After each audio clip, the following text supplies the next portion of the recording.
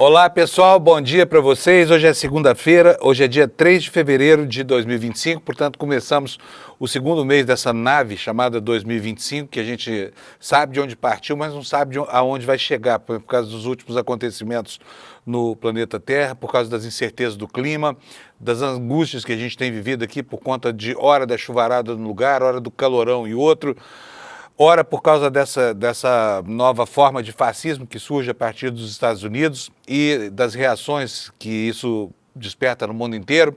Enfim, assim vamos tocando a nossa barca no mês do Carnaval, que daqui a pouco vai colocar 6 milhões de pessoas na rua só no Rio de Janeiro, hein? Imagina só o tamanho da folia. Quero dar bom dia para você de todo o país que está nos assistindo aqui e vamos começar logo o nosso noticiário aqui falando sobre a chuvarada, né? Porque, olha, a maior parte do Brasil está passando aí por um sufocaço. A gente pode ver aqui no site do Instituto Nacional de Meteorologia que a coisa não vai ficar bem nesse início de semana. Em algumas localidades, por exemplo, aqui no estado de São Paulo, Triângulo Mineiro, o alerta de chuvas intensas foi renovado de hoje para a próxima quarta-feira. Portanto, nós vamos ter mais 2 ou 3 dias aí de muitas notícias ruins para quem mora em trechos sujeitos a desmoronamentos, a alagamentos, né? E o sofrimento está grande. Aqui em São Paulo, por exemplo, morreu a 18ª vítima das chuvas durante o ano, isso no contexto do estado de São Paulo, né? Mas vamos dar uma olhadinha aqui no mapa do Instituto Nacional de Meteorologia, porque aqui está como vai ficar o clima no Brasil inteiro. Vocês podem ver que quase todo o centro do Brasil, de leste até, de oeste até quase que o extremo leste do país, passando desde o sul até o norte, Amapá, Roraima, tem chuva em tudo quanto é lugar, mas o problema é mesmo nessas áreas aqui do centro, olha, onde tem essa cor laranja. Aqui o alerta de chuvas fortes, valendo que é um alerta amplo, vale para o Brasil inteiro. E o que diz esse alerta? Olha, chuva de entre 30 e 60 milímetros e que pode chegar até 100 milímetros por dia, ventos intensos de 60 a 100 quilômetros por hora, riscos de corte de energia, quedas de galhos de árvores, alagamentos e descargas elétricas, né? Então, eu repito, esse alerta aqui vale para basicamente todo o país, né? As chuvas vão começar aqui, olha, no centro do Maranhão e do Pará, descem até o estado de Rondônia, passam pelo centro de Mato Grosso e vão até o sul de Mato Grosso, Tocantins e Goiás, Triângulo Mineiro e também o Alto Paranaíba e Minas Gerais e todo o leste litoral, capital e centro do estado de São Paulo. É onde vai haver chuvarada durante o dia de hoje. Portanto, você mora nesses lugares, preste atenção. Já aqui no sul, duas situações diferentes. Olha, 2 alertas aqui diferentes. Vamos ver qual vai ser o problema. Aqui no centro e no oeste do estado do Rio Grande do Sul, ondas de calor. E no litoral e na parte mais ao norte, também ondas de calor. Mas vai ser mais drástico justamente nessa área alaranjada aqui. Então os gaúchos devem tomar cuidado aí, porque hoje vai ser um dia de calor infernal por lá, enquanto o Brasil inteiro sofre com as águas, né? E, bom, deixa eu passar aqui logo para a previsão do tempo. Está aqui o mapa com a temperatura e a pluviosidade nas capitais. Vocês podem ver que essa faixa verde no centro aqui é a que está mais sujeita a tempestades de chuva, né? E nós vamos ter aqui, olha, Manaus com máxima de 31 graus Celsius, Cuiabá 28 graus, com mínima de 22, Campo Grande 22 a 31 graus, São Paulo 26 graus de máxima e 19 de mínima. Isso são as cidades, né, gente? Rio de Janeiro, de 38 a 24, os cariocas vão ter um dia de calor infernal lá, de 38 a 24 graus, né? Vitória, 34 a 24 graus Celsius, Salvador, de 31 a 26 e por aí vai, né? Então, calorão em algumas partes, chuvarada em outras e assim vive essa segunda-feira, primeiro dia útil do Carnaval do Brasil. Agora vamos começar com o noticiário. Olha, tá aí a notícia, a nota triste, né, de que São Paulo teve já registrada a sua 18ª vítima fatal em decorrência desses temporais. E em Minas Gerais já temos 26 pessoas mortas com esses temporais todos. O INEMET tem feito aqui, segundo o site, alertas sobre a possibilidade de chuvas intensas, sobretudo no sudeste e no centro-oeste do país. O que diz a matéria aqui no site do Brasil de Fato? Subiu para 18 o número de mortos por conta dos temporais que ocorreram em São Paulo no último período de chuvas, que começou no mês de dezembro. O balanço é da Defesa Civil do Estado. A última vítima, na noite do sábado, foi um motorista de aplicativo de 50 anos que morreu afogado depois de ficar preso no carro em um alagamento na Vila Prudente. De acordo com a Secretaria de Segurança Pública, o homem chegou a ser socorrido e levado ao hospital de Vila Alpina, mas não resistiu. A Vila Prudente foi uma das regiões da capital mais afetadas pelas chuvas, que chegaram a 71 milímetros. Eu quero fazer um comentário nesse caso, porque o motorista de aplicativo levava um passageiro consigo. E o passageiro, quando viu que a água chegou até um limite insuportável, conseguiu quebrar o vidro do carro e saiu, né? Ainda quase se afogou, mas saiu. O motorista insistiu em permanecer nesse carro e acabou sendo tragado pelas águas, morreu, não houve como salvá-lo. Com relação a Minas Gerais, o que diz a matéria? Minas Gerais registra mortes e danos significativos. Desde o início do período chuvoso já ocorreram 26 óbitos, 26 mortes em decorrência das enchentes e dos deslizamentos, e que 3.580 pessoas ficaram desalojadas e 421 desabrigadas. Mais de 600 municípios já estão em alerta em Minas Gerais. No Rio de Janeiro, também no Sudeste, a Defesa Civil emitiu pela primeira vez um alerta sonoro na quarta-feira para toda a população via celular, sinalizando a possibilidade de pancadas de chuva e possíveis alagamentos na capital. Segundo as autoridades, o mecanismo seguirá sendo utilizado para avisar a população sobre os possíveis riscos de eventos climáticos extremos. Olha, aqui quero fazer um alerta para vocês, porque onde esse sistema de aviso, né, dos telefones celular, que é uma coisa compulsória, todo mundo recebe, onde isso está funcionando, isso está causando indignação das pessoas que, olha, ao contrário de receberem de boa vontade os alertas, começam a desconfiar deles, especialmente quando a previsão de tempestade não se confirma. Eu vi isso lá na minha cidade, Uberlândia, esse fim de semana, muita gente aborrecida porque de repente toca o telefone, aquele barulhão, e acaba não levando em consideração o alerta. É bom ficar de olho, porque esse alerta é um alerta muito sério, e isso é usado no mundo inteiro para avisar a população de possíveis tragédias climáticas que se aproximam. Então, quando seu telefone tocar e vier esse alerta, acautele-se, entendeu? Siga as orientações da Defesa Civil na sua cidade e procure se proteger, porque sabe, felizmente nós estamos numa quadra do tempo que nos permite antever com alguma precisão, embora esse serviço ainda seja de péssima qualidade do Brasil, o que vai acontecer, tá bom? Não menospreze os alertas do Instituto Nacional de Meteorologia. Bom, vamos passar agora para o próximo noticiário, aqui uma informação de serviço. Muda agora o pagamento de boletos, né? O Pix, né, que deu tanta dor de cabeça ao governo Lula e tantas alegrias à população, agora começa a ser usado também para pagar boletos. Aliás, eu mesmo não entendi por que não servia até agora, porque, afinal de contas, é tão fácil usar, né? Tão simples usar. Mas, enfim, a partir de agora, né, a informação que está no site do ICL, os boletos virão com o QR Code impresso, e aí você vai poder usar o Pix para pagar os seus boletos sem nenhum custo, né? O que diz aqui a reportagem no site do ICL, no iclnoticias.com.br? A partir desta segunda 3, os boletos poderão ser pagos não apenas por código de barra, mas por meio de outros instrumentos, como, por exemplo, o Pix. Entra em vigor a resolução aprovada pelo Banco Central em dezembro, que moderniza o tradicional boleto bancário. Agora os boletos poderão conter um QR Code específico para pagamento via Pix. Basta o usuário apontar o celular e concluir a transação. A grande vantagem é que essa operação por Pix é compensada instantaneamente, sem necessidade de esperar vários dias, como ocorre com os boletos bancários atuais. Aliás, é um saco, né? Quando você paga uma conta que está atrasada, principalmente as companhias telefônicas, né? Eles falam, precisa de 72 horas para ter a compensação bancária e botam o consumidor de castigo. Ele fica sem o serviço, embora tenha quitado seu débito lá com a linha. Agora, com o Pix, isso não deve mais acontecer. Pagou, no mesmo momento o pagamento é registrado e a sua conta é liberada.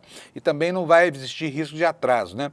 Não sei como é que vai ficar, por exemplo, a programação de pagamento por Pix desse caso, porque tem muita gente que faz crediário, ou enfim, recebe uma série de boletos, como por exemplo, boletos dos impostos estaduais, municipais, e programa isso no computador. Então, eu não sei como é que vai funcionar, nós vamos checar isso depois para ver como é que vai ser essa programação de Pix, porque hoje não é uma transação comum em todos os bancos, essa história de fazer programação de Pix, né?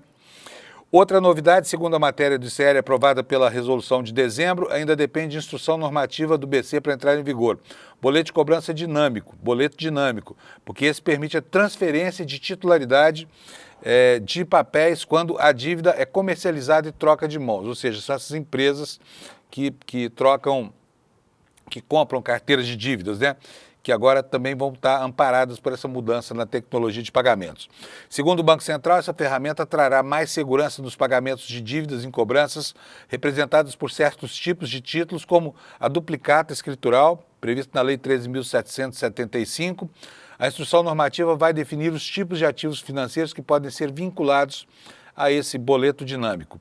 Como esses títulos podem ser negociados, o Banco Central considera fundamental garantir a segurança tanto para o pagador quanto para o credor de que os pagamentos serão destinados ao legítimo detentor de direitos.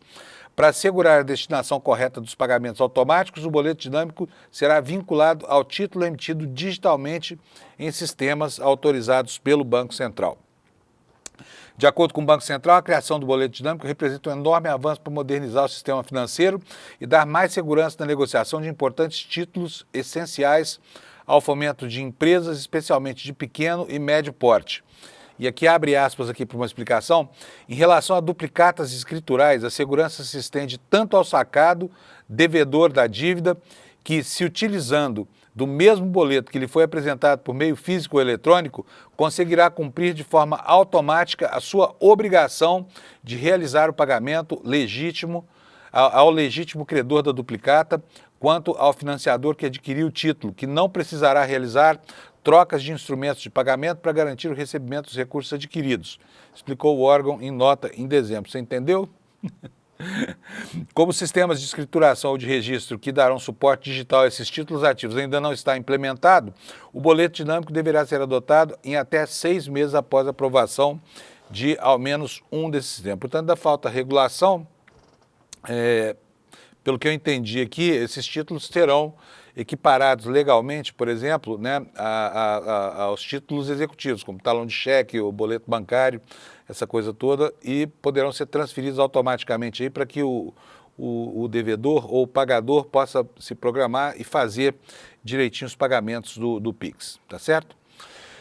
Bom, nós tivemos nesse sábado a eleição, cartas marcadíssimas, porque estava tudo acertado, era consensual, dos presidentes da Câmara e do Senado, né? E mudaram os presidentes, mas o discurso permanece muito parecido, até porque essas articulações com centristas, elas passavam por um jogo em que tanto o governo quanto a oposição precisavam ser contemplados. Então ainda não está muito claro como é que vai ser o nosso horizonte a partir daqui, porque o equilíbrio de forças só traz uma certeza nesse momento, é de que o parlamento está muito empoderado, né, que nós vivemos no Brasil uma espécie de parlamentarismo branco, que é algo que não está declarado na Constituição, mas de fato acontece, especialmente em relação, por exemplo, ao orçamento da União. Cada vez mais, desde 2015, os parlamentares se assanham com relação ao controle do orçamento e hoje já tem aí cerca de 50 bilhões de reais só em emendas obrigatórias, né, que são destinadas para os projetos mais estapafúrdios do país e da maneira mais estrepitosa possível, porque ninguém sabe exatamente quem foi o destinatário, para que projeto foi o dinheiro, e os deputados e senadores estão muito interessados, travando mesmo uma queda de braço grande com o Supremo Tribunal Federal, em manter o sigilo da formalização desses repasses. A explicação para isso está na imensa quantidade de inquéritos que a Polícia Federal tem instaurado para apurar desvio na finalidade de aplicação desse dinheiro, né? E ainda quando ele não é desviado, ele é destinado sem que haja estudos prévios. Portanto, ninguém asseverou que aquela obra ou aquela ponte, aquela quadra ou coisa parecida tem mais importância, por exemplo, do que um posto de saúde numa determinada localidade. Mas esse critério da utilidade do orçamento público foi para cucuia, né? Ninguém liga mais para isso, nessa fração tão importante do orçamento brasileiro, que, entre outras coisas, faz com que o Poder Executivo, que tem os técnicos, que tem os estudiosos, enfim, que tem os tribunais de contas para auditar as suas despesas, sem que nada dessa malha seja utilizado. É simplesmente a vontade do deputado. E muitas vezes essas emendas são destinadas não apenas para programas de execução oficial das prefeituras. Eles acabam parando em ONGs, que são ONGs constituídas com a finalidade mesmo de ocultar, né, o mau uso desse dinheiro. Emitir notas falsas, enfim, acobertar o mau uso e a corrupção que acabam acontecendo, e são inúmeros casos, né, já anotados em apuração no Brasil, por força dos vícios da política brasileira. Então esse sigilo todo não é algo sem importância, nem para quem defende a sua manutenção e muito menos para aqueles que, como nós aqui, acham que a transparência aí tem que acontecer. Afinal de contas, nós temos uma Constituição no Brasil que tem um artigo, o artigo 37, que determina lá que tudo tem que ser transparente, tudo tem que ser publicado, tudo tem que ser justificado, né?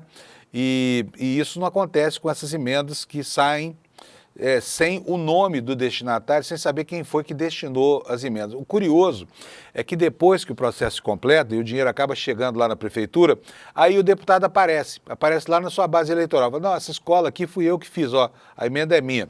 Esse hospital universitário aqui fui eu que mandei o dinheiro. Então ele se regozija dos seus feitos na base eleitoral, mas quer ocultar a destinação do dinheiro na formalização das emendas. Por isso, tanta luta do Supremo Tribunal Federal para que a Câmara passe a se comportar com decência, né? Enfim, quando estabelece de que maneira que vai acontecer o uso do dinheiro do povo. Afinal de contas, esse dinheiro é da União de todos os brasileiros, né? Dos impostos que a gente paga. E a gente tem o direito consagrado na Carta Magna de saber o que está acontecendo com o nosso dinheiro.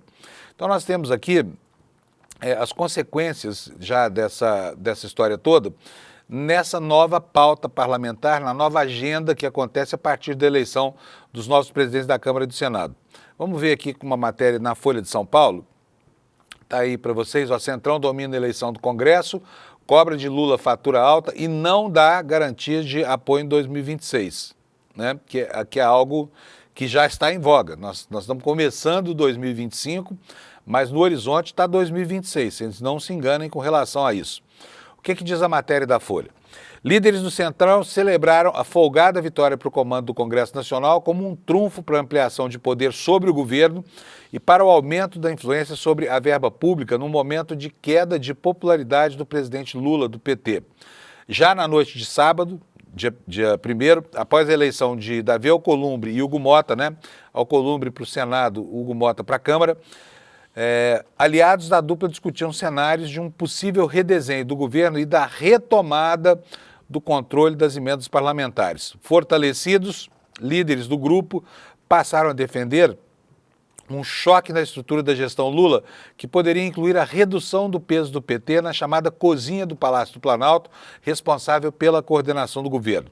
Representantes desses partidos têm alertado que uma simples acomodação das suas legendas no Ministério de Lula não basta para garantir uma adesão a todos os projetos de interesse do governo no Congresso e menos ainda, para assegurar um apoio à candidatura de Lula à reeleição em 2026, que ainda ninguém sabe se vai ou não acontecer, né? Ora ele próprio fala que gostaria de disputar, ora fala que não. Mas ainda não está certo se vai ser o Lula, se vai ser outra pessoa, quem será essa pessoa. Segue aqui a matéria da Folha de São Paulo. Para que esses partidos ampliem o alinhamento com o governo e depois subam ao palanque do petista, Lula precisaria reorganizar o governo e recuperar a popularidade. Principal desafio do governo nesse momento. E aqui fica uma pergunta minha. Como é que realinha o governo e como é que aumenta a popularidade se especificamente o Centrão, né, ao exercitar o seu enorme poder discricionário sobre o orçamento e também sobre os votos no Congresso Nacional, tem provocado, ajudado e muito a provocar esse fenômeno de perda de popularidade, né? Inclusive perda de credibilidade, já que, né, os escândalos continuam acontecendo aí e não param. Então, vamos lá, vamos seguir aqui com a reportagem da Folha. Ela diz o seguinte, olha, Líderes do Centrão manifestam resistência a adensar sua participação no mandato do petista no momento de queda nos índices de avaliação do presidente. O argumento é que com esses movimentos eles arriscariam seu capital político entre os eleitores da direita, né? Jogam com um pé em cada canoa, um pé na canoa do campo progressista e outro pé na canoa do campo reacionário. Continua aqui a matéria da Folha de São Paulo. Um integrante da cúpula da Câmara aponta que atualmente deputados e senadores já são unidades orçamentárias graças ao aumento expressivo das emendas parlamentares e que não são mais dependentes da força do governo para abastecer seus redutos eleitorais. Por isso, a retomada do poder sobre as emendas, alvo de bloqueio no Supremo, soa até mais urgente do que uma reforma ministerial. Aqui, uma lembrança e a essência do problema. A lembrança é a seguinte: até 2015, os deputados e os senadores eram muito dependentes do poder discricionário do Executivo para executar as emendas parlamentares. Eles apresentavam emendas ao orçamento, mas depois tinham que defender junto ao governo, porque não tinham força de lei na apresentação, na proposição dessas emendas, muito menos na liberação, no empenho e depois na liberação do dinheiro. A partir de 2015, é aprovado o orçamento impositivo, que significa que as emendas dos parlamentares e alguns outros tipos de emendas específicas, como, por exemplo, as emendas de comissões, né, as RP9, que eram as emendas do orçamento secreto, ocultadas sob o manto do relator do orçamento, tudo isso o governo teria que obrigatoriamente pagar, o que acabou gerando uma distorção, porque os parlamentares foram aumentando a sua voracidade sobre essas verbas, foram aumentando os equipamentos, né, os equipamentos legais que permitiam a eles ir se apoderando do orçamento. Só que o jogo foi tão pouco transparente que o assunto acabou sendo judicializado e caiu justamente sob a batuta do ministro Flávio Dino, que é um homem, né, de quem não se pode duvidar em relação à sua natureza de defender os princípios da administração pública, os princípios fundadores da administração pública. E o que fez o ministro Flávio Dino? Fez o que deveria.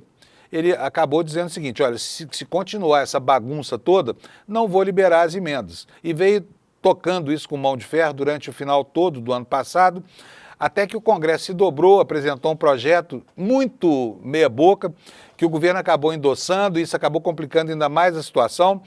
E os parlamentares parecem fingir que não entenderam ainda, que não adianta pressionar o governo federal, porque o ministro Flávio Dino não vai mudar de ideia por pressão do presidente Lula. A posição dele ficou muito clara durante o ano passado e depois ela foi reiterada pelo plenário do Supremo, então ele está coberto e não vai certamente admitir que essa bagunça toda continue acontecendo na liberação de frações importantíssimas do orçamento, né?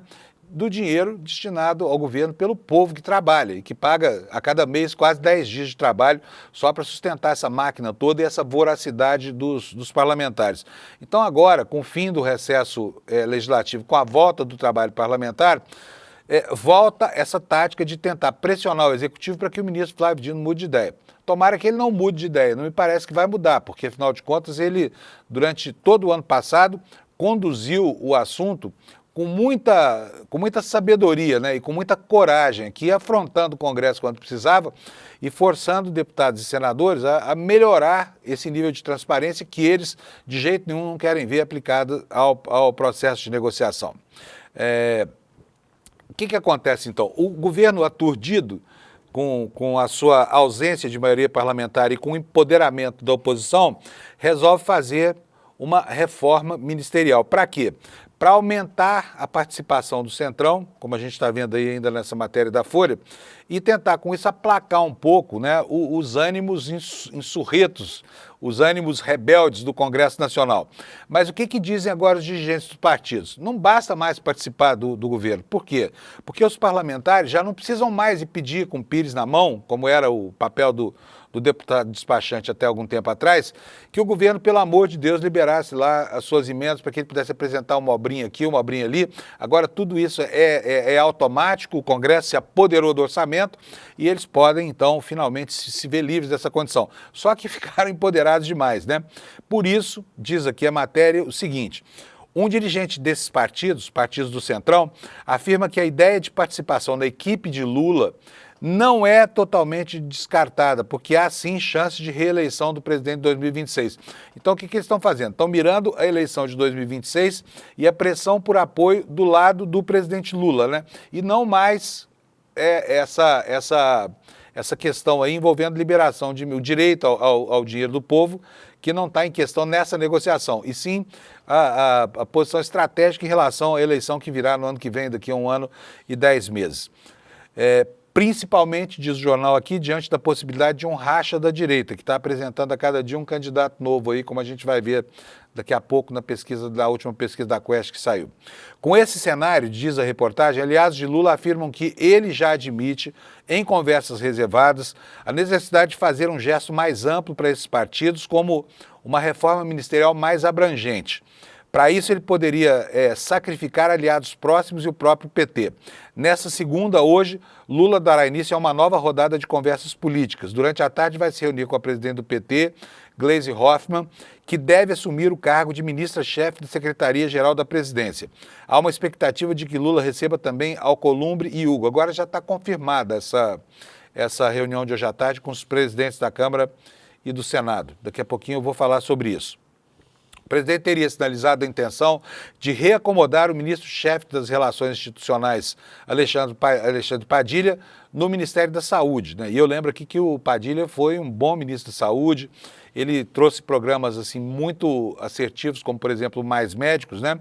E poderia voltar para lá, sacrificando Nízia Trindade, que vem resistindo heroicamente lá no Ministério da Saúde.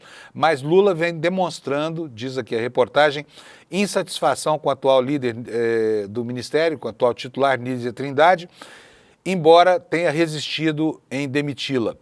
Padilha seria um substituto natural porque, como eu disse, ele já ocupou o cargo com bastante êxito no governo Dilma Rousseff. Caso a troca seja feita, Lula faria uma mudança na cozinha do Planalto. O ministério responsável pela articulação política ficaria com um não petista. O mais cotado hoje seria Silvio Costa Filho, hoje ministro de Portos e Aeroportos do Republicanos, partido de Hugo Mota. E muito disso aqui se deve a uma relação de amizade entre o Silvio Costa pai e o presidente Lula, porque o Silvio Costa, mesmo no Partido Liberal, foi contra o impeachment da Dilma, foi um dos parlamentares, tem sido historicamente um dos parlamentares mais vinculados, né, ao presidente Lula e tem atuado sempre ao lado dele quando a coisa aperta e até quando a coisa não aperta. Foi aquinhoado por essa lealdade com o Ministério para o filho e agora o filho assumiria uma função de mais importância na articulação do governo, né? Vamos prosseguir aqui com a análise da Folha. A cúpula da Câmara, por sua vez, ainda trabalha para emplacar no posto o líder do PMDB, Isnaldo Bulhões Júnior, devido à boa relação que ele mantém com Hugo e com Alcolumbre, ou seja, levando o pêndulo aí da balança para o lado do Centrão e não mais para o lado do governo, né?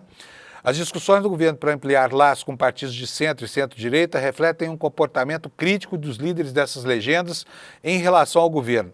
O caso mais emblemático é o do PSD, e a gente viu na semana passada, né? Os petis começando publicamente, todos eles muito claros, com intenção muito clara, críticas aqui e ali, enfim.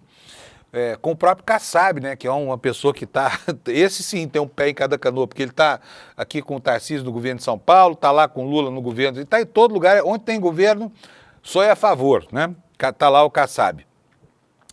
Então vamos lá, o que o Kassab fez?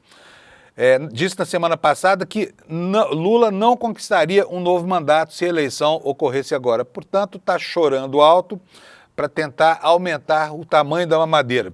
Nessa lógica, diz a Folha, ele ganhou mais força e ganhou mais força a aposta no ex-presidente do Senado, Rodrigo Pacheco, para o Ministério de Lula, que é pule de 10, é favas contadas, né? Que o Pacheco vá para o Ministério de Lula, aliás, para impulsionar a candidatura dele ao governo de Minas Gerais. Ele é candidatíssimo e disputa com o ministro das Minas e Energias atual o posto de governador de Minas, de candidato a governador em Minas Gerais. Tem uma disputa interna ali, tá? E ele se cacifaria indo para o Ministério de Lula. Diz a Folha aqui que emissários chegaram a pleitear para ele a pasta da Justiça, mas Lula não gostaria de tirar o atual titular o ex-ministro supremo Ricardo Lewandowski. O Ministério das Minas e Energia, que eu mencionei agora há pouco, né, controlado por Alexandre Silveira, poderia ser um destino para Pacheco. O Ministério do Desenvolvimento, Indústria e Comércio, ocupado pelo vice Geraldo Alckmin do PSB, também poderia ser alvo de interesse, o que ainda dependeria de uma negociação com Alckmin. E aí vai demitir o vice-presidente da República, né? É uma encrenca sem fim.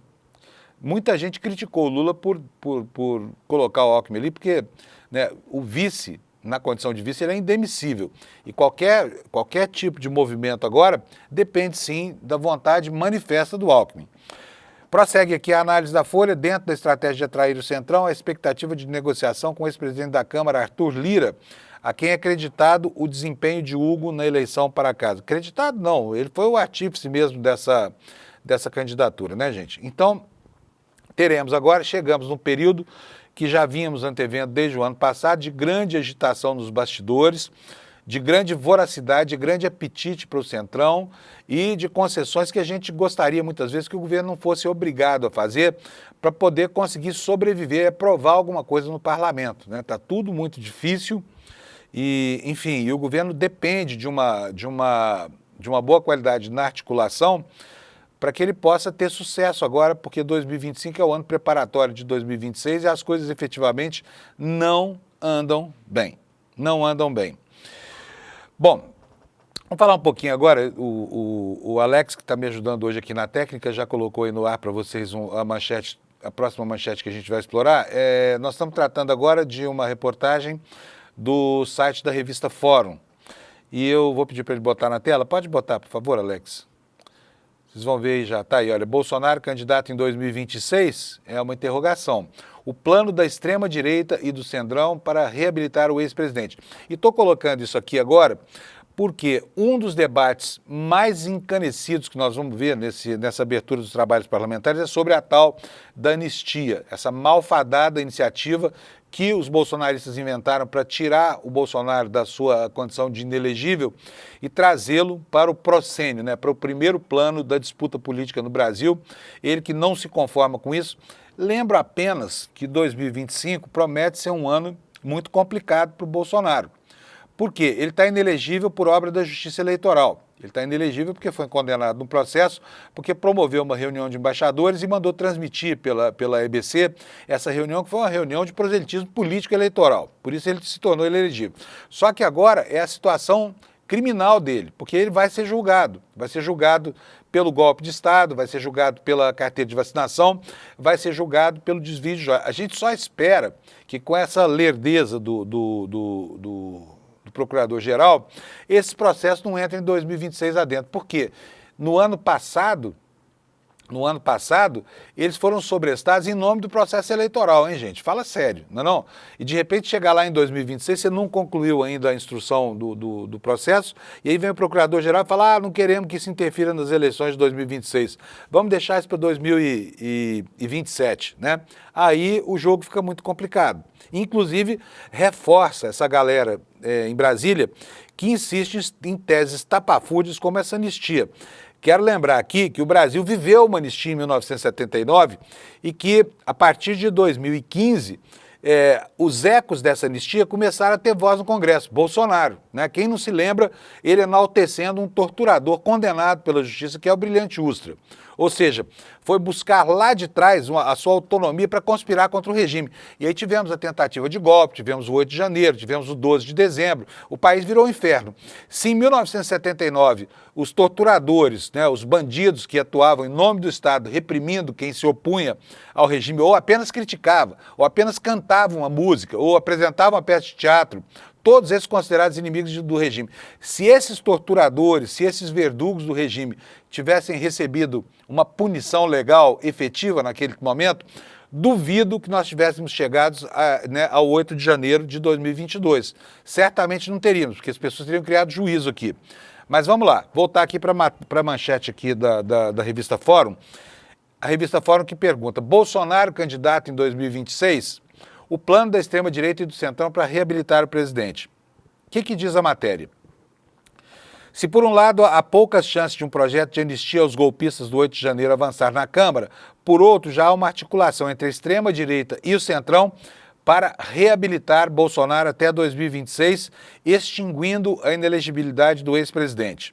Condenado pelo TSE em 2 ações por abuso de poder político, Bolsonaro está inelegível neste momento, até 2030. Um projeto do deputado federal Bibo Nunes, do PL do Rio Grande do Sul, no entanto, pode mudar essa situação e permitir que o ex-presidente seja candidato na próxima eleição presidencial. Já pensou? Não seria uma esculhambação isso? Mas vamos lá, mas nunca mais a direita poderia falar que o Lula é descondenado, né? Porque o Bolsonaro vai ser descondenado no processo vergonhoso de anistia, sabe? Um projeto que é uma esculhambação, fala sério. Mas vamos lá, no último sábado, integrantes do PL, incluindo o próprio ex-presidente, realizaram uma reunião em Brasília pouco antes das eleições à presidência da Câmara e do Senado. Nesse encontro ficou definido que uma das prioridades do partido em 2025 será aprovar um projeto de lei complementar, o PLP 141/2023, do deputado Bibo Nunes, que esvazia a lei da ficha limpa e reduz de 8 para 2 anos o período de inelegibilidade para condenados por abuso do poder político, como é o caso de Jair Bolsonaro. Fala sério, mano, 2 aninhos, não é nada. Não termina o ciclo eleitoral. Porque se o sujeito é condenado, por exemplo, por improbidade administrativa e cumpre lá os 3 requisitos, dolo, prejuízo ao erário, enfim, ele nem sequer termina de cumprir o mandato. E nós estamos vendo aí, o processo da Carla Zambelli, por exemplo, ela vai cumprir o mandato quase inteiro, estando inelegível desde já, né? Pela Justiça Eleitoral aqui de São Paulo. Olha, gente, é um absurdo esse tipo de coisa. Sabe por quê? Isso não é uma anistia, é uma avacalhação, é uma coisa de pegar a prerrogativa de fazer as leis e transformar isso no esvaziamento de todo o arcabouço fundador da democracia brasileira, né? Pautado, por exemplo, na ética, na moralidade, na transparência, na publicidade e vai por aí. Mas, enfim, vamos continuar aqui com a leitura da matéria da revista Fórum. Aspas aqui. Com o presidente Bolsonaro no encontro do PL, hoje confirmamos apoio total para ele como candidato em 2026. O projeto de lei 141/23, de minha autoria, é capaz de reduzir a inelegibilidade de 8 para 2 anos, viabilizando a candidatura. O colega Felipe Barros será o relator e será prioridade do PL a aprovação. Bolsonaro, presidente em 2026. Escreveu Bibo Nunes, tá aqui o tweet dele, né? Tá aqui, olha, todo se ufanando aqui, ó, batendo no peito do Bozo aqui, ó. O que ele diz nessa tweetada aqui? Com o presidente Bolsonaro no encontro do PL hoje, onde confirmamos apoio total para ele como candidato em 2026. O PL 141, de minha autoria, que reduz a inelegibilidade de 8 para 2 anos, viabilizando a candidatura. Agora, olha só o casuísmo dessa medida, um projeto que é feito para beneficiar... Opa! Voltamos aqui. Um projeto que, como eu disse, está sendo feito com o objetivo de beneficiar. Vocês já viram lei para atender a um só, a um caso? Vocês já viram isso? Outra coisa, essa história de usar os bagrinhos, sabe? Deixar lá os bagrinhos condenados a 17 anos de prisão por causa da preocupação no Bolsonaro, depois desse partido, PL, ter sido o partido que insuflou esse golpe, que gestou esse golpe, que pagou por uma auditoria fake para encontrar erros no processo eleitoral que não existiam, né? Partido que pode ter pago aí uma emaranhada, Instituto Voto Legal e outros players aí desse jogo contra a democracia brasileira, partido de golpistas, né? Agora querendo criar uma brecha para uma lei para beneficiar né? Obviamente que vai bater no Supremo e vai cair, obviamente, mas aí você cria um fato jurídico que pode, inclusive, sobrestar decisões da Justiça Eleitoral quando o Bolsonaro for apresentar a candidatura dele à presidência da República. Ele já avisou que vai fazer isso. Resta saber se o PL vai topar mais. Eu acredito que vai, porque todos eles estão na mesma canoa, inclusive o presidente desse partido horroroso, né, o Valdemar da Costa Neto, está implicadíssimo nessa história do golpe aí e pode voltar para a cadeia, onde ele já passou um bom período, tá? Então tá aqui o Bibo Nunes, essa proposta indecente, um projeto de lei para beneficiar né, e para levar de volta esta coisa horrorosa chamada Jair Bolsonaro de novo para a presidência da República. E aí, o que acontece? O Bolsonaro já fala como se estivesse elegível. A gente sabe que ele morre de medo de ir para a cadeia, né? Não teria a altivez moral de um Mandela, de um Lula, para suportar um período de encarceramento onde purgaria aí os males que fez a institucionalidade brasileira, conspirando e tramando um golpe contra as instituições. O que disse o Bolsonaro? Está aqui na revista Fórum. Em discurso na reunião do PL em Brasília no último sábado, Jair Bolsonaro falou que como se não estivesse inelegível e já fosse candidato à presidência em 2026. Está aqui a fala dele aqui, ó. Por ocasião das eleições do ano que vem, me deem metade da Câmara dos Deputados e metade do Senado que eu movo o Brasil, disparou o ex-presidente. Está aqui a fala dele, não vou nem colocar porque não precisa, está aqui a essência já resumida pela gente. Quero dizer para vocês o seguinte, ele pode apresentar uma candidatura à presidência da República mesmo estando inelegível? Sim, ele pode. Obviamente ela vai ser impugnada, né? A impugnação é apresentada à primeira vara, que, enfim, deve referendá-la. O assunto sobe para o Tribunal Superior Eleitoral, onde a candidatura é registrada, e aí tem prazos processuais com efeito suspensivo. Enquanto isso tudo acontece, como o período eleitoral hoje é muito curto, tem só 45 dias, o nome Bolsonaro acaba indo parar na urna. Aí a estratégia está dada, né? Porque ele e família já disseram exatamente o que pretendem fazer, que é colocar outro Bolsonaro lá na condição de cabeça de chapa, poderia ser o filho Eduardo, poderia ser... O Flávio não acredito não, porque o Flávio está tão enrolado com a justiça que talvez não tenha essa chance, mas está lá o Eduardo Bananinha, né, que pode ser o segundo nome. E aí o nome Bolsonaro estaria na cédula. O povo burro, iludido, votaria num achando que está votando no outro. Enfim, é da natureza do processo político hoje em dia. Gente, vamos ver aqui. Agora, como é que será que os políticos, né, que são os responsáveis hoje pela pauta do Congresso, estão tratando desse assunto? Está aqui no site do ICL Notícias. Hugo Mota diz que a anistia a 8 de janeiro será tratada com imparcialidade na Câmara. O que isso significa? Não sei. Não disse nada para mim. Será que ele é a favor? Que o Alcolumbre pelo menos deu uma dica lá. Ah, vou botar para discutir, mas não significa... Também não significa nada, né? Vou botar na pauta, vou abrir a discussão, mas não significa que eu seja a favor. Esses políticos não têm posição a favor ou contra, eles têm a posição da conveniência. É conveniente para eles ou não é conveniente? Mas vamos ver o que disse o Hugo Mota. Digo para vocês, é um amontoado de palavras que não significa absolutamente nada, tá? Está aqui matéria do Renato Machado, no site do ICL Notícias, o Renato Machado da Folha Press, que escreve o seguinte: o novo presidente da Câmara afirmou neste domingo que, com certeza, a anistia aos presos políticos pelos atos golpistas de 8 de janeiro será levada em discussão nos próximos dias com líderes da Casa Legislativa e que o tema será tratado com imparcialidade. Entendeu? O que é imparcialidade nesse caso? Imparcialidade seria sepultar essa coisa toda, porque é uma vergonha, né? De repente o país anistiar esses bandidos que quiseram solapar as nossas instituições, entre eles o bandido maior que é o Bolsonaro.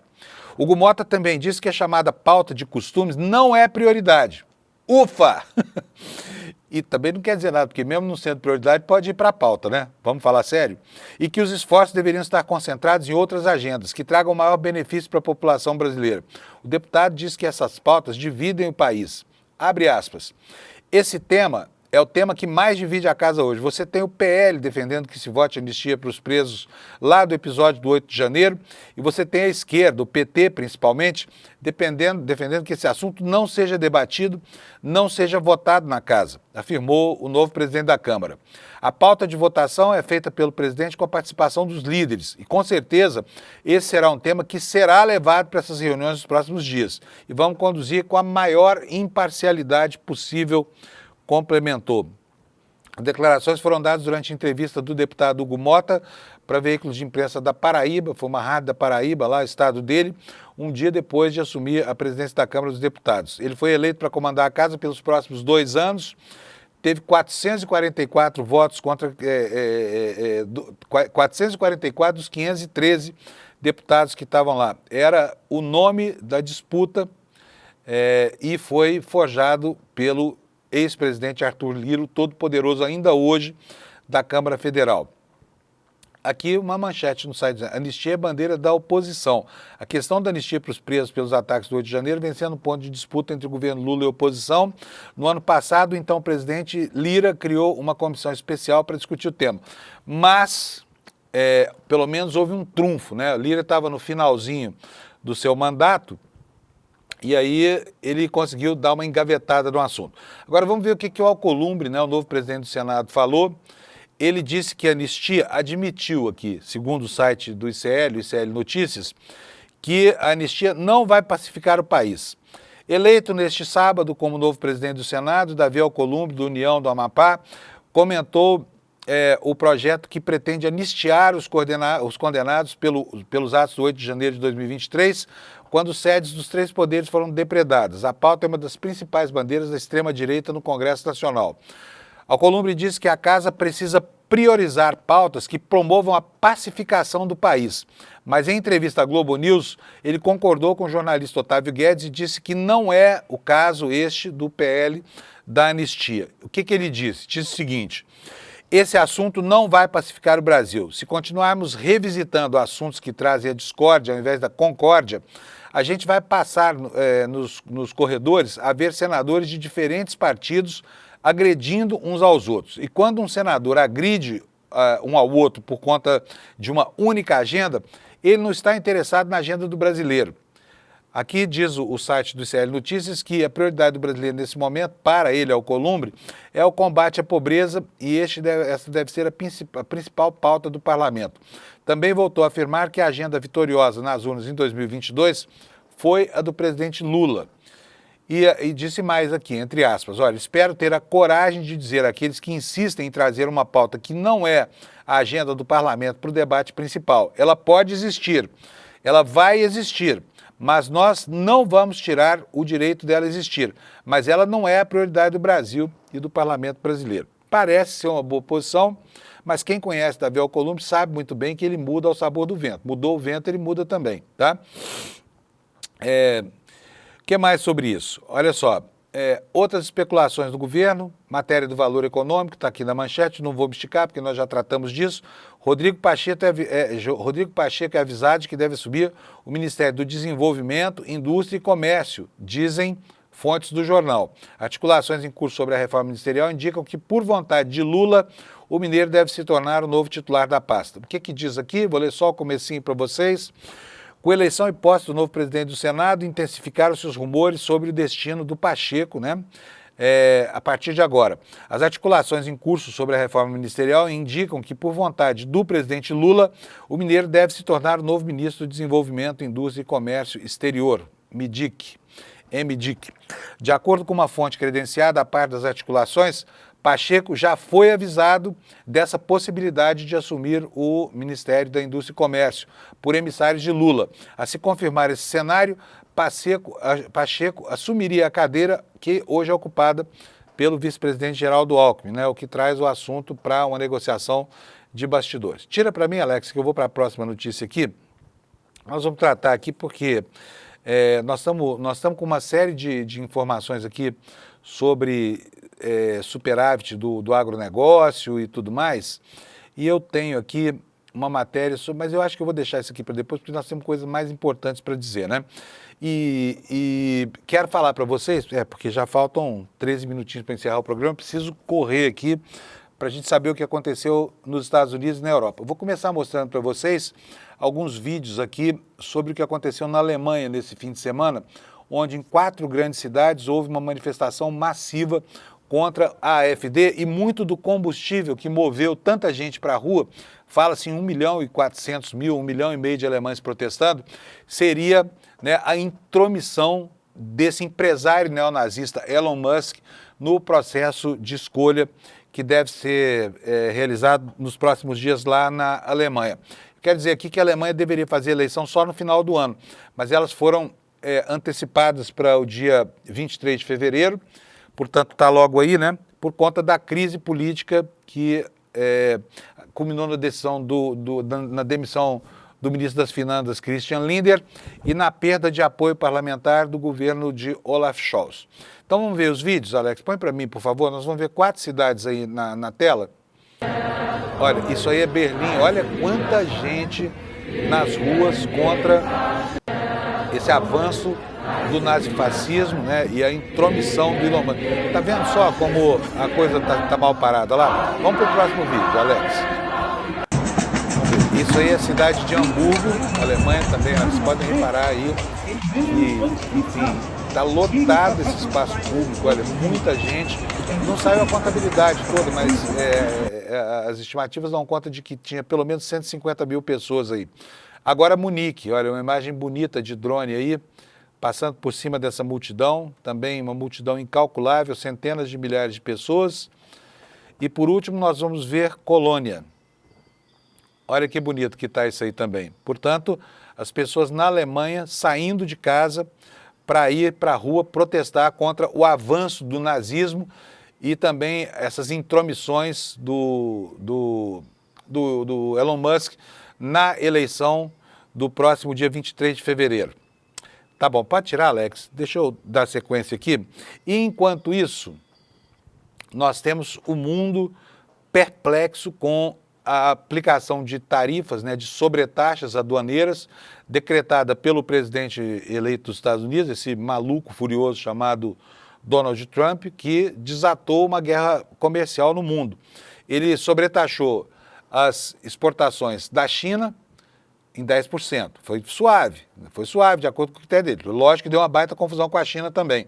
Mas ele sobretaxou o Canadá, que ele disse que vai anexar os Estados Unidos, e o México, tentando usar o seu poder de destruir a economia mexicana para interferir num assunto interno, que é a organização dos quartéis e o combate ao narcotráfico lá, que ele responsabiliza por todas as desgraças dos Estados Unidos. Para quê? Para criminalizar o imigrante, porque ninguém melhor do que a figura do mexicano representa, né, essa imagem do imigrante ilegal, que é uma pena, porque ele estigmatiza uma nacionalidade para cultivar o ódio a quem vai aos Estados Unidos, não para traficar drogas, mas para trabalhar, para defender o larjão, para pagar os boletos, né? O que diz a matéria do Valor Econômico? Olha, sobre as reações que esse tarifaço do Trump despertou.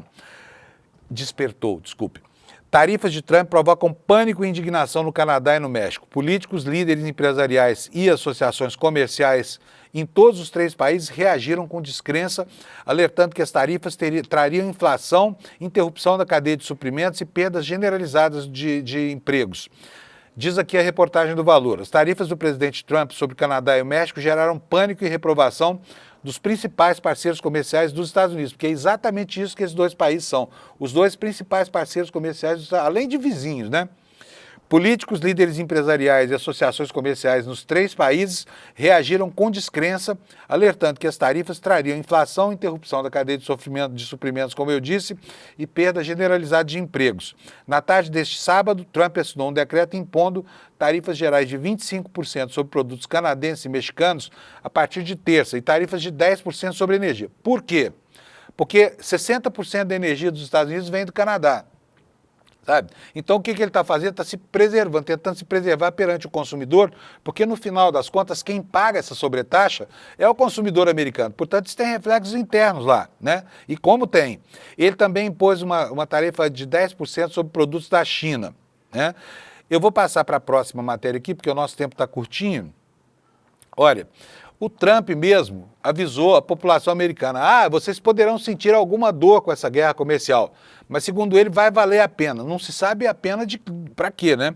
O que diz a matéria aqui? O presidente dos Estados Unidos disse nesse domingo que os americanos vão poder sentir alguma dor com a guerra comercial desencadeada pelas suas tarifas contra Canadá, México e China. E afirmou que o Canadá deixaria de existir sem seu superávit comercial com os Estados Unidos. São 55 bilhões de dólares por ano esse superávit, tá, gente? Isso para os Estados Unidos não é nada. As penalidades comerciais que Trump assinou no sábado em seu resort na Flórida causaram uma mistura de pânico, indignação e incerteza e ameaçaram romper uma parceria de décadas no comércio da América do Norte, ao mesmo tempo em que aumentaram as tensões na relação com a China. Mas ao cumprir mais uma promessa de campanha, Trump pode ter quebrado simultaneamente a sua promessa aos eleitores na eleição do ano passado de que sua administração poderia reduzir rapidamente a inflação, que é o que se espera que aconteça, porque os produtos simplesmente vão ficar mais caros, né? Haverá alguma dor? Sim, talvez, e talvez não, disse Trump em uma postagem em sua rede social, a Truth. Mas faremos os Estados Unidos grandes novamente e, por isso, valerá o preço que deve ser pago. Será que vai valer a pena? Olha, a gente torce para que isso não aconteça, né? E é engraçado porque o cara parece um debilóide brincando de war, sabe? Uma criança mimada brincando de guerra comercial no mundo, colocando fogo em relações históricas que os Estados Unidos mantêm com esses países e que podem criar potencialmente problema até com o Brasil, porque essa história de taxar cartel de tráfico de droga como entidade terrorista pode acabar repercutindo por aqui, onde o crime se organiza rapidamente e, enfim, e já tem, né, uma grande parte da sua atividade institucionalizada e até bancarizada, como a gente viu pelas últimas notícias aqui do estado de São Paulo. A China já anunciou que não vai ficar barato. Ela vai ao OMC, né, por causa da aplicação dessas tarifas, e outras medidas virão aí. Por exemplo, tanto em relação à China quanto ao Canadá e México, fala-se em impedir exportações ou tributar exportações de produtos essenciais para os Estados Unidos, como, por exemplo, semicondutores, né, ou minerais estratégicos, tanto para os Estados Unidos quanto para os negócios desse nazista do Elon Musk, porque hoje essas duas coisas se confundem. Mas vamos aqui ao texto da reportagem do Valor. A China anunciou que vai entrar com processo judicial contra os Estados Unidos na OMC em resposta à tarifa de 10% implementada por Donald Trump sobre produtos chineses, além de outras medidas. A China, aspas, adotará contramedidas correspondentes para proteger firmemente seus direitos e interesses, disse o Ministério do Comércio do país em comunicado publicado ontem. A China está fortemente insatisfeita e se opõe firmemente às tarifas dos Estados Unidos impostas sobre produtos chineses. Você se lembra do tom daquelas notas, né, quando os filhos do Bolsonaro começaram a espetar o embaixador no Brasil? O tom é sempre esse assim, olha, não estamos gostando muito disso. E depois vem a pancada final. Bom, vamos para a próxima aqui. México. México vai implementar medidas tarifárias e não tarifárias aos Estados Unidos em retaliação contra o decreto do Trump. Para responder a essa tarifa de 25% imposta. Sabe, isso aqui pode acabar com a economia mexicana, porque de lá vem os carros que os americanos dirigem, né? De lá vem um monte de coisas e vai ser muito ruim para a economia americana. Olha, instruir o secretário da Fazenda, isso aqui é uma declaração entre aspas, a implementar o plano B, no qual estamos trabalhando, que inclui medidas tarifárias e não tarifárias em defesa dos interesses do México. Quem é que falou isso? A Cláudia Sheinbaum, né? Presidente do México, numa manifestação. Aliás, essa presidente mexicana manda muito bem, né, gente? Fala sério, hein? O pessoal aqui do governo Lula podia aprender com eles como é que você faz uma boa comunicação, hein? O México não quer confronto. Começamos com a colaboração entre países vizinhos. Sheinbaum propôs ao presidente americano Donald Trump o estabelecimento de um grupo de trabalho com equipes de saúde pública e segurança. Os problemas não se resolvem impondo tarifas, mas sim conversando e dialogando. O México não quer só que o fentanil não chegue, o fentanil é uma droga terrível, né? Mas a nenhum outro lugar. E ela falou que foram preendidos, sei lá quantos, 40 mil toneladas de fentanil e outras drogas terríveis lá que os cartéis mexicanos exportam para os Estados Unidos. Agora, e o consumidor americano? Não tem nenhuma responsabilidade sobre esse circuito do tráfico? Será que se não houvesse um grande mercado consumidor nos Estados Unidos, haveria quem vender fentanil aos Estados Unidos? Pensa bem. Bom, e aqui uma análise, né, também do jornal Valor, dizendo que as tarifas do Trump podem ensejar uma guerra comercial destrutiva para um grupo de economistas ouvidos pelo jornal. O que diz aqui o jornal? Primeiro, a declaração, entre aspas, para o mundo, o risco é que isso marque o início de uma nova guerra comercial, algo que vimos na segunda metade do primeiro governo Trump, o que reduziu o crescimento global em 2019. Nesse sentido, podemos observar um período de menor crescimento no mundo, além de uma maior aversão ao risco e aumento da volatilidade nos mercados, disse Silvio Campos Neto, economista da Tendência Consultoria. E por aí vai. Boa coisa, gente, sinceramente, não pode acontecer. Isso pode ser ruim para a gente, para países que estão aqui na periferia, na vizinhança dos Estados Unidos, também pode ser bom por outro lado. Porque, por exemplo, pensa bem, os Estados Unidos são o maior fornecedor de soja. O Brasil é o primeiro produtor mundial de soja, mas os Estados Unidos são o maior fornecedor para a China, por exemplo, de soja. O que acontece se a China, de repente, tiver que pagar 10% a mais pela soja americana? Vai comprar de outro lugar. De onde é que vai comprar? Provavelmente vai comprar da gente. E a produção brasileira pode ser escalada nos próximos anos. Nós estamos na iminência de uma super safra e os números do agronegócio brasileiro não param de crescer. Então isso aqui pode ser benéfico, entendeu? Para o Brasil, por outro lado. Benefícios aqui, né? De uma natureza que a gente não gostaria que acontecesse, porque seria muito melhor, não só para o agro brasileiro, mas para todo mundo, que a economia crescesse, pudesse respirar, porque aí você cria um bolo maior, distribui mais, tem condição de mitigar a pobreza. Mas não parece que é o que vai acontecer. Estamos entrando por um período aí de trevas. Pessoal, olha, acabou meu tempo, infelizmente. Nós temos aqui uma mensagem para vocês. Vocês viram que teve um mapa da mina na quinta-feira passada. Foi espetacular. Eu mesmo ouvi, é incrível como o Eduardo Moreira consegue destrinchar o mercado financeiro. Quero lembrar aqui que ele foi o cara que mais acertou projeções de cenário feitas em 2023 e 2024. E que os bancões todos erraram, previram um pibinho, não sei o que, mas erraram pelo dobro. Então, o mapa da mina não deveria tá disponível, porque o Eduardo falou que dessa vez não ia ter replay, mas decidiu abrir porque houve mais de 130 mil pessoas interessadas e quem não conseguiu ver pode assistir agora, né? Basta você se inscrever nesse link que está aparecendo aqui embaixo, olha, despertaicl.com.br, para você participar dessa grande aula magna proferida pelo vale super a pena. Você que tem algum dinheirinho guardado no banco e está desconcertado ainda com essa volatilidade do mercado, com essa subida do dólar, descida, com as projeções de juros futuros, assista ao mapa da mina, aproveite essa oportunidade, porque é muito bom o que o Eduardo fala e o nível de acerto dele é espetacular. Com isso eu me despeço de vocês, amanhã eu vou estar aqui de novo, no lugar do Demore. E a partir de 17 esse programa é comigo, tá, gente? Então, até amanhã para vocês.